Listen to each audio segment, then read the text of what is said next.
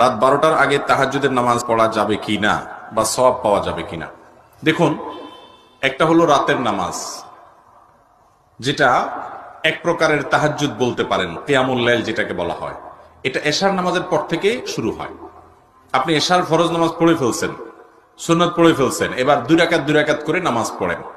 2 রাকাত, 4 রাকাত, 6 রাকাত, 8 রাকাত, যতটুকু আল্লাহ আপনাকে তৌফিক দেয় এটা পড়েন, এবং এই নিয়তে পড়েন যে এটা তাহাজ্জুদ বা কিয়ামুল লাইল, রাতের নামাজ, এবং এরপরে আপনি বিতির পড়েন। তাহলে সেক্ষেত্রে আপনি রাতের নামাজ, রাত জেগে নামাজ পড়ার যে সওয়াব, সে সওয়াবটা পাবেন ইনশাআল্লাহ। আর তাহাজ্জুদ মূলত বলা হয় এটা হুজুদ থেকে, যার অর্থ হলো ঘুম থেকে উঠে যে নামাজ পড়া হয়।